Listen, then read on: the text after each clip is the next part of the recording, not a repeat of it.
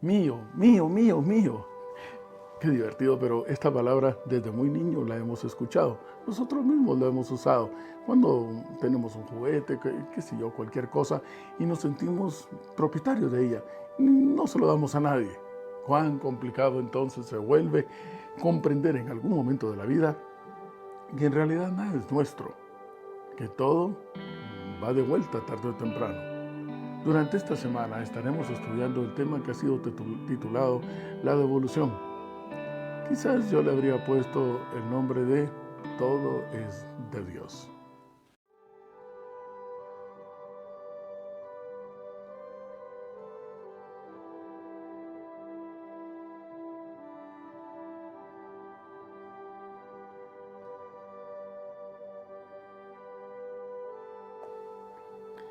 Y bien, me encuentro buscando en el libro de Mateo, en el Nuevo Testamento, en el capítulo 10 y el verso 8. Este texto lo hemos estado utilizando últimamente porque en él está comprendida la misión que le fue dada a los discípulos, apóstoles o pastores de aquella época. La palabra de Dios dice en el verso 8 del capítulo 10 de Mateo: sanad enfermos, limpiad leprosos, resucitad muertos, echad fuera demonios. De gracia recibisteis, dad de gracia. Es un poco complejo este texto porque lo vamos a analizar ya prácticamente al final de la reflexión. ¿Saben? En la etimología del vocablo devolver, que es un infinitivo, viene de un latín compuesto de, que es de arriba hacia abajo, y volvere, que significa en otras palabras volver al punto de origen, a su estado original. Así que todo aquello que se devuelve, pues nosotros no somos los propietarios, sino que tiene un punto de partida, y ese punto de partida, para hacer el resumen prácticamente universal, se encuentra registrado en Génesis en el capítulo 1 y el verso 1. Así que, Antiguo Testamento, el primer versículo de la Biblia, Génesis capítulo 1, verso 1. Y la palabra de Dios dice: en el principio creó Dios los cielos y la tierra. Todo es de Él. Todo lo hizo Él. Nada existía sino porque Él lo hizo. Incluso, por supuesto, a ti y a mí somos de Él. La palabra de Dios dice en 1 Corintios, ahora vamos hacia el Nuevo Testamento, estoy en 1 Corintios en el capítulo 6, ese es el texto que estoy buscando, 1 Corintios en el capítulo 6 y el verso 19. Ya estoy en 1 Corintios capítulo 6 y el verso 19. Y la palabra de Dios dice: ¿o ignoráis que vuestro cuerpo es templo del Espíritu Santo, el cual está en vosotros, el cual tenéis de Dios, y que no sois vuestros? La palabra de Dios dice: tenéis de Dios, Dios nos lo dio, así que no somos nuestros. Y yo digo, bendito y alabado sea el nombre de Dios, porque por naturaleza divina pertenecemos al Señor, somos de Él, y vamos entonces de vuelta a Él. De hecho, fuimos creados en el principio a imagen y semejanza de Él. Él nos pone su espíritu. En criminología, el estudio que se hace es muy interesante porque un criminal, por ejemplo, cuando llega el ladrón, este es el caso, llega, roba el objeto, en el momento en que lo roba y ya se siente en posesión de él, automáticamente hay una transformación de su conciencia que le hace creer que eso ya es de él porque lo tiene en su mano. Y nada más equivocado. El propietario sigue siendo aquel a quien él se lo quitó, pero el ladrón lo va a defender de allí en adelante como realmente fuese él el propietario, fuese él el dueño. El verdadero dueño de todas las cosas lo encontramos aún todavía más en detalle, aparte de que ya sabemos que es el creador, es Dios, lo encontramos más en detalle de nuevo en Génesis en el capítulo 2. Y vayamos al verso 8. Génesis capítulo 2, verso 8. Y la palabra de Dios dice en Génesis 2:8: Jehová Dios plantó un huerto en Edén, al oriente, puso allí al hombre que había formado. El verso 15: tomó pues Jehová Dios al hombre, lo puso en el huerto de Edén para que lo labrara y lo guardase. El verso 16: mandó Jehová Dios al hombre diciendo: de todo árbol del huerto podrás comer, mas del árbol de la ciencia del bien y del mal no comerás.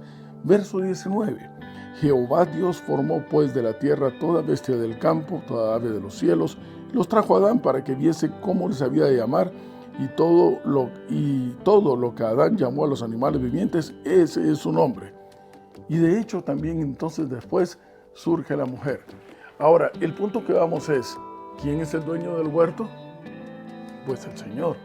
¿Qué hizo con el hombre? En primer lugar, lo creó, también Él es el dueño del hombre. Y pone al hombre en el huerto.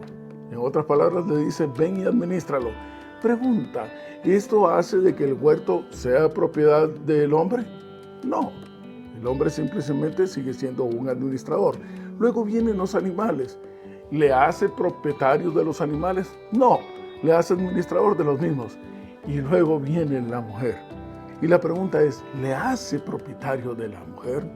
No, por supuesto que no, sino que al igual que todo lo demás que Dios le ha encomendado, el enorme privilegio del hombre es cuidar no solamente del huerto, el mundo que nos dio, no solamente de las criaturas que Él formó, sino que aparte de eso, de una manera muy especial, porque surge de muy adentro del cuerpo del hombre, crea a la mujer para que también éste la cuide como Él cuida a su iglesia. Así que el verdadero dueño de todas las cosas, ¿quién es? Es el Señor. Y pareciera que nosotros entonces utilizamos la misma figura que en criminología tipifica al ladrón, aquel que al no más tener las cosas se siente como propietario de ellos. No son nuestros ni siquiera los hijos. Y de ahí el principio de la dedicación. Cuando nosotros tenemos a nuestros hijos, los llevamos al templo, reconociendo en primer lugar que no son nuestros, que le estamos diciendo al Señor: oye, aquí está el hijo que tú me has dado, pero yo estoy consciente que realmente es tuyo, porque tú eres el dador de la vida.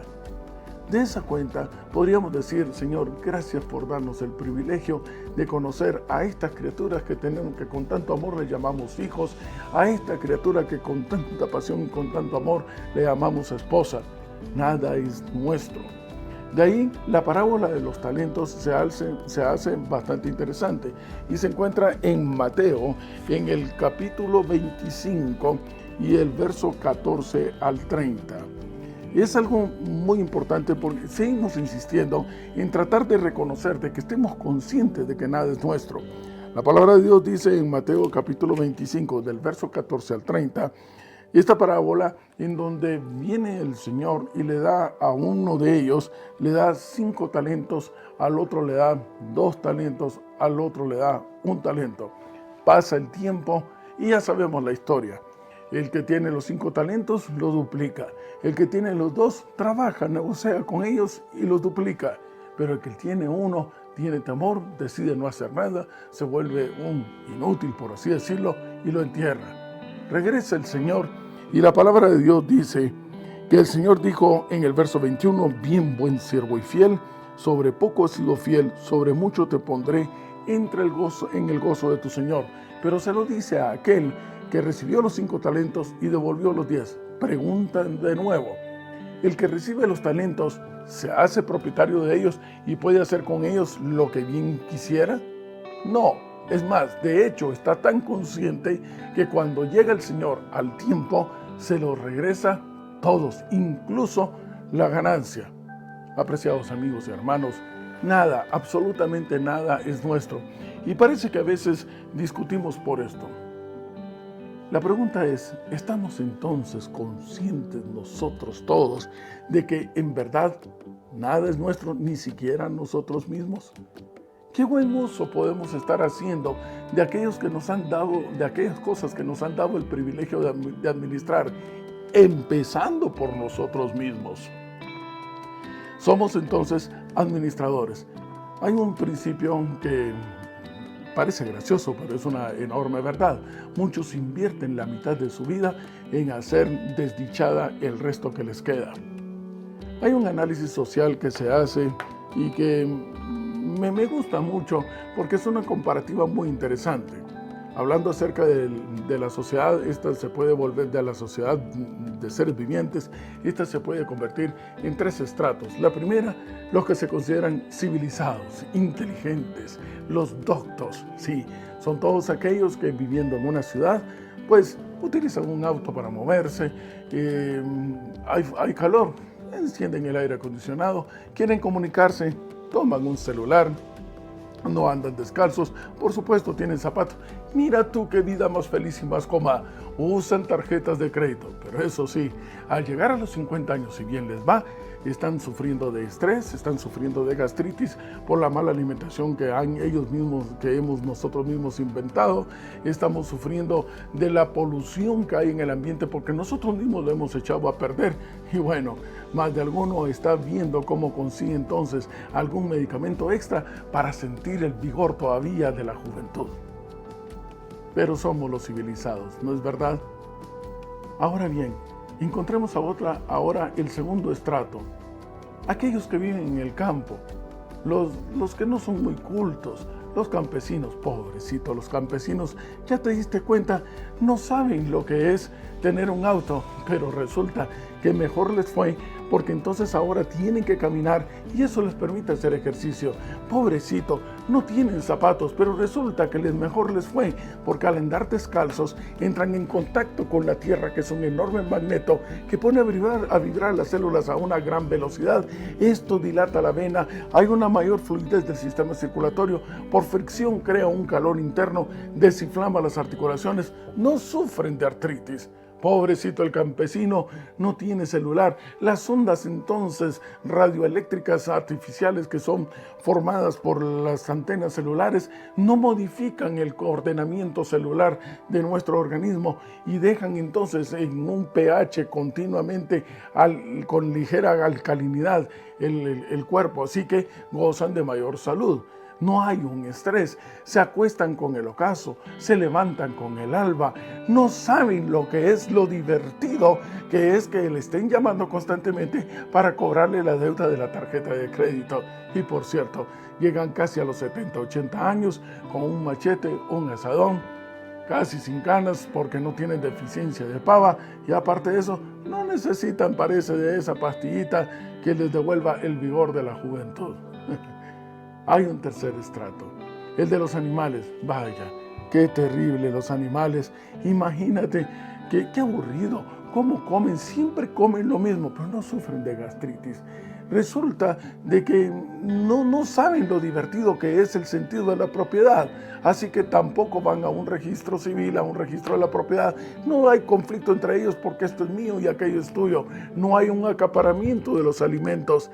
Comen lo que encuentran. Es más, ni siquiera lo comen oxidado, sino que fresco porque lo arrancan directamente de la planta o lo cazan directamente.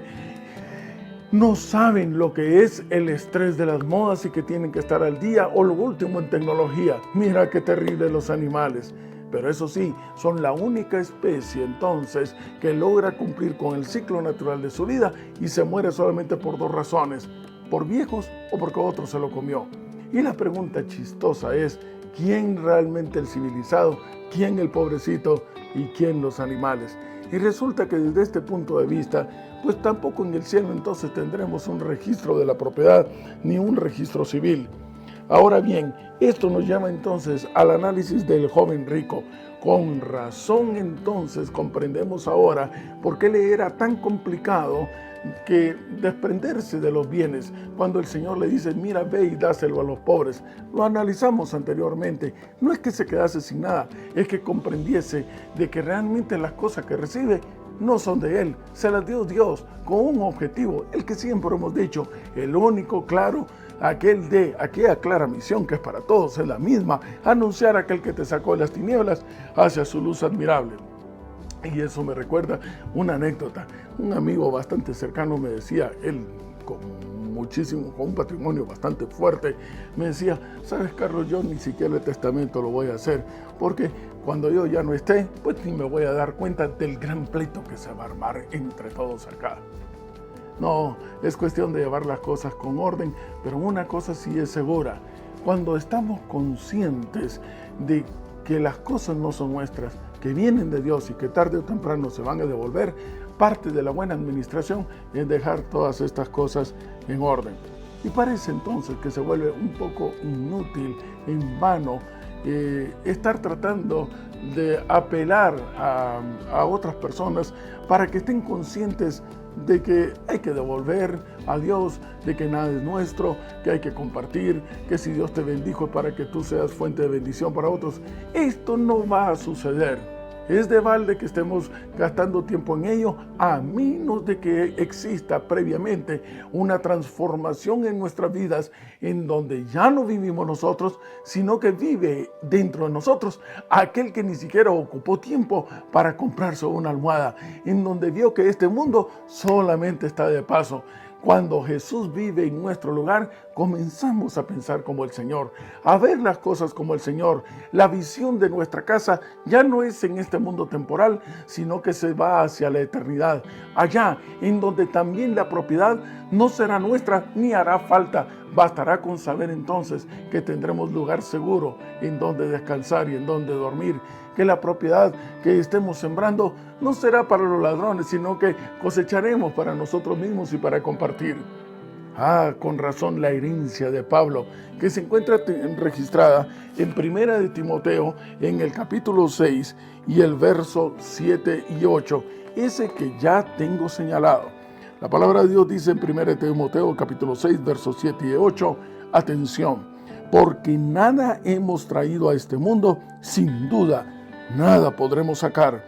Así que, Timoteo, apreciado amigo y hermano, teniendo sustento y abrigo, estemos contentos con todo esto. Nada hemos traído. Y esto para que no te desvíes de cumplir con tu misión. Sí, esa que registramos al principio, se recuerdan que lo dijimos en Mateo, en el capítulo 10. Pablo le dice a Timoteo, oye, ve y cumple con tu ministerio. ¿Cuál? El de Mateo capítulo 10, que iniciaba nuestra reflexión en el verso 8, pero vamos a anticiparnos a un verso en el verso 7. Y yendo, predicad diciendo, el reino de Dios el reino de los cielos se ha acercado. Presentamos a Jesús como el reino. Sanad enfermos. Tal vez tu punto no es en profesionalmente el área de la salud, pero con tus ingresos tú puedes ayudar a otro para que vayan a un hospital o puedan mejorar su salud. Limpiad leprosos. Este principio de limpieza de leprosos no es porque también nos dediquemos al área de la salud, es que eran los no visitados, eran los considerados intocables, los indeseables. Vamos y hagamos y visitemos. Y por cierto que es interesante que el capítulo 10 inicia en el verso 5 diciéndole a los discípulos, a los apóstoles y a los pastores, saben, sí, vayan por las ovejas, pero por las perdidas y empezando por la casa de Israel. Sí, has visto que hay algún hermano que ya no llega a la iglesia, vamos, ese ocupa el primer lugar antes que aquellos que todavía no conocen del Señor. Con razón entonces multitud de pecados, dice la palabra de Dios, se cubrirán si regresa alguno de aquellos que se ha ido. Echad fuera demonios. El demonio se alejará, huirá de ti cuando vea en ti la presencia del Señor. ¿Qué tienes contra nosotros? Seguramente será su expresión. Y la palabra de Dios sigue diciendo, resucitad muertos. A la luz de Lucas, de Lucas capítulo 20, verso 38, Dios es un Dios de vivos. Vamos, no es cuestión de sacar personas que estén ya sepultadas, es cuestión de que más debemos de temer al que mate el cuerpo, al que mate el alma y no al que mate el cuerpo, según Mateo 10, 28. Muertos son todos aquellos que todavía no se han encontrado con un Jesús que es fuente de vida, pero tú y yo podemos ser ese foco de luz que lleve a otros la vida y la esperanza para la vida eterna, que se den cuenta que no solamente es en este mundo. Con razón entonces termina el texto diciendo, hemos recibido todo esto de gracia, de forma gratuita, de manera gratuita, porque no tendríamos cómo pagarlo.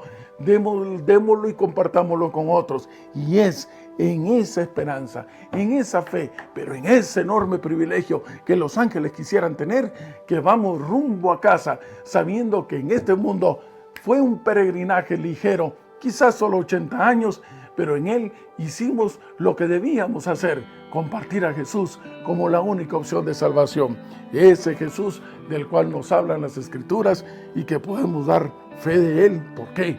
Porque vive aquí dentro de nosotros.